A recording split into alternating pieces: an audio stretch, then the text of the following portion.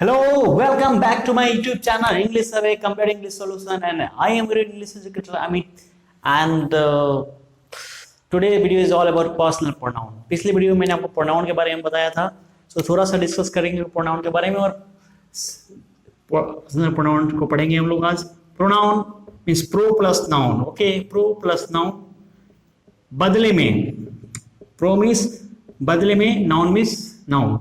Noun के बदले में जो आता है वही प्रोनाउन है, नाउन का जो सब्स्टिट्यूट होता है वही प्रोनाउन है, नाउन के रिपीटेशन को रोकता है वही प्रोनाउन है. इतना तो मैंने पिछली वीडियो में बता चुका था. अब पर्सनल प्रोनाउन के बारे में जानते हैं फटाफट. Person plus al, that is called personal. For person, देखिए पर्सनल प्रोनाउन वो होते हैं जो पर्सन के लिए यूज होता है. प्रोनाउन क्या होता है? जो नाउन के लिए यूज होता है. पर्सनल प्रोनाउन क्या होता है? किसी पर्सन के लिए होता है. Let's go through here. अभी पर्सनल प्रोनाउन, यहाँ पर्सन लिखा हुआ, ठीक है. तो सबसे पहले आपको पर्सन जानना जरूरी है. इंग्लिश में कितने पर्सन होते हैं मैंने सिंपल सेंटेंस की वीडियो में बताया था, आपको फिर से बताता हूँ. First person I we, second person you you, third person he she it, कोई भी नेम है या फिर दे. अब इसमें एक से बता दो, ये सारा जो इधर वाले हैं सिंगुलर होते हैं, इधर वाले पुलर होते हैं. कैटेगरी वाइज सिंगुलर पुलर क्या होता है कि ये एक यह नाउन का नंबर होता है. नंबर मीन्स एक वचन बहुवचन, जैसे कि बच्चे को एक आई है तो मैं हूँ सिर्फ, वी तो हम लोग हो गए, यू तुम, आप लोग, इस तरह मतलब ही सी इट सिंगुलर, दे हो गया तो पुलर हो गया. First person, second person, third person. क्या होता है? फर्स्ट पर्सन जो होता है स्पीकर होता है, आपको बताया गया है. सेकंड पर्सन लिसनर होता है. Third person about home is talking about home is spoken. इसको थोड़ा और अच्छे से समझ लेंगे. जैसे कि अभी मैं पढ़ा रहा आपको, I am teaching to you, I am teaching you, so I am here first person. Okay, आप पढ़ रहे हो तो यू हुआ सेकेंड पर्सन, आप ही सुन रहे हो ना. और इंग्लिश के बारे में बताया जा रहा है तो इंग्लिश मेरा थर्ड पर्सन हो गया. किसी चीज के बारे में बताया, जो बोलने वाला होता है फर्स्ट पर्सन, सुनने वाला सेकेंड पर्सन, और जिसके बारे में बात हो वो मेरा थर्ड पर्सन होता है. ठीक है ना. पर्सन जान लिया, हमने नंबर भी जान लिया, ठीक है ना. और पर्सनल प्रोनाउन में सबसे बड़ा केस का रोल होता है. केस के रोल को जाने बिना हम पर्सनल प्रोनाउन नहीं पढ़ सकते. और मैं कुछ इसके बारे में बता दूं कि केस को जानना क्यों है, केस को पढ़ना क्यों है. तो पहले एग्जाम्पल लेके मैं कुछ आपको बता देता हूँ, फिर मैं केस पे चलूंगा. जैसे एग्जाम्पल लिया, I am a boy, okay, he is a boy, him is a boy, me is a boy. 4 example है, इसमें से 2 सही है 2 गलत है. आई और ही ये दोनों सब्जेक्ट की तरह यूज हुआ है यहाँ, और हिम और मी ये दोनों भी यहाँ पे सब्जेक्ट की तरह यूज हुआ है. लेकिन ये दोनों सब्जेक्ट यहाँ गलत है.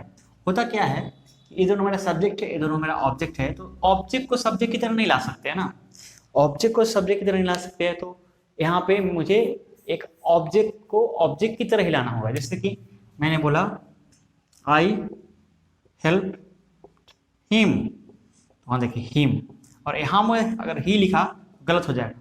तो यही कारण है जो मुझे केस पढ़ना पड़ेगा, इसलिए कि केस में हम शो करेंगे कि कैसे सब्जेक्टिव केस आता है, कैसे ऑब्जेक्टिव केस आता है, सारा कुछ यहाँ पे हम शो करेंगे. एक चार्ट बनाएंगे, उस चार्ट से मैं आपको पढ़ाने की कोशिश करूंगा, और चार्ट का स्क्रीनशॉट आप ले लेंगे. सबसे पहले यहाँ पे सब्जेक्टिव केस, इसको नॉमिनेटिव केस भी बोलते हैं, लेकिन मैं आपको सजेस्ट करूंगा सब्जेक्टिव ही बोलो, क्योंकि बहुत आसान होता है उस तरह, सब्जेक्ट की तरह यूज होते हैं. तो सब्जेक्टिव केस, यहाँ पे ऑब्जेक्टिव केस, और यहाँ पे पॉजेसिव केस, सॉरी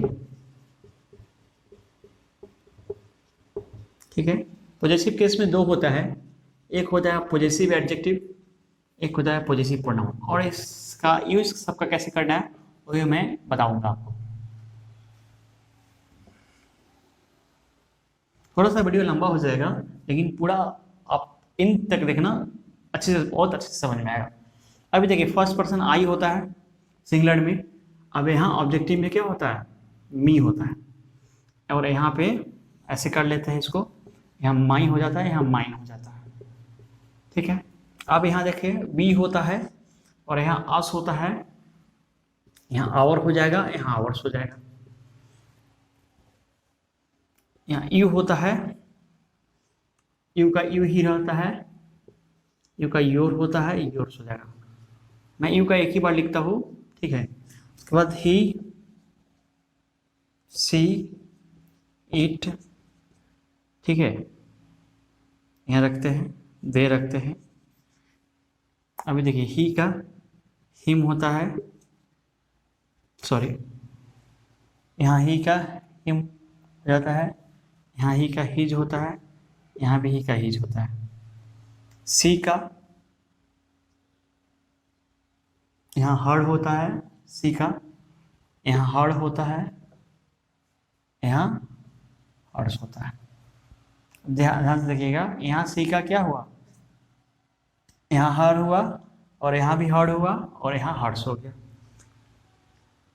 इट का यहाँ पे इट्स होगा, यहाँ कुछ नहीं होगा, ठीक है। ही आपने समझा, ही का him, his his, her hers hurt, okay. It का इट्स, इट्स कुछ नहीं, ओके। ऑब्जेक्टिव केस में इट का इट ही रह जाएगा, इट का इट ही रह जाएगा। अब दे का यहाँ देम होता है, ठीक है। अब यहाँ का देयर होता है, यहाँ देयर्स होता है। इतना आपको रिमेंबर करना पड़ेगा, इजी है, कुछ टफ नहीं है ज़्यादा। आई का मी होता है, वी का अस होता है, यू का यू होता है, ही का हिम होता है, सी का हर होता है, इट का इट होता है, दे का देव होता है, और आई का my mine, our ours, your yours, his his, her hers, its its, their theirs. देखिए इसका यूज कैसे करेंगे, ऑब्जेक्ट का, सब्जेक्ट का यूज मैंने आपको ऑलरेडी बताया है, एक बार फिर बताता हूँ। आई एम योर फ्रेंड, ठीक है, आई सब्जेक्ट की तरह यूज हो रहा है। ऑब्जेक्ट में अगर यूज करेंगे तो मी,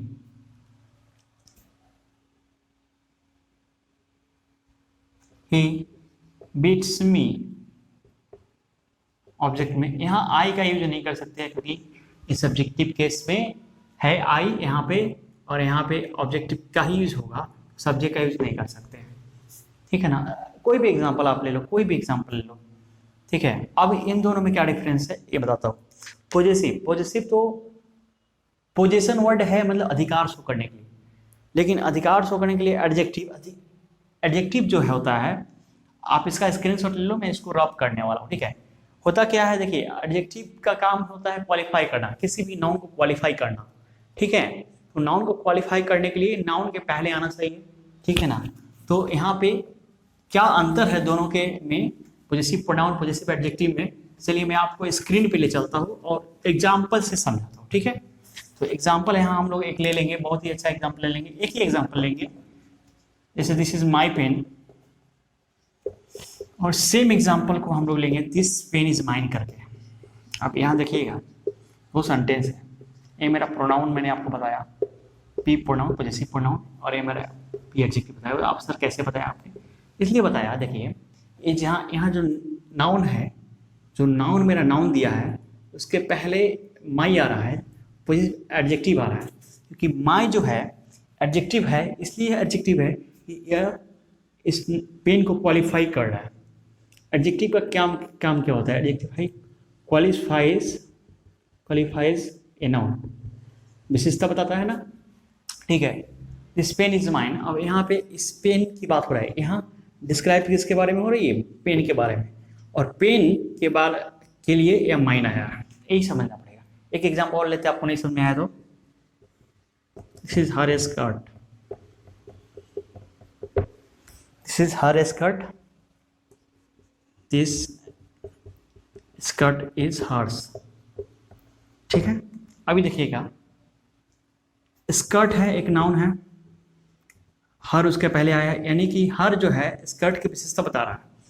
किसकी विशेषता? स्कर्ट की। ठीक है, अभी देखिएगा, दिस स्कर्ट, स्कर्ट के बारे में बात हो रही है ना, तो उसके लिए मेरा हर्ष आया है, उसके लिए मेरा हर्ष आया, तो दिस स्कर्ट इज हर, तो ये मेरा क्या हो गया? This is my possessive adjective P A, and this is possessive pronoun P P.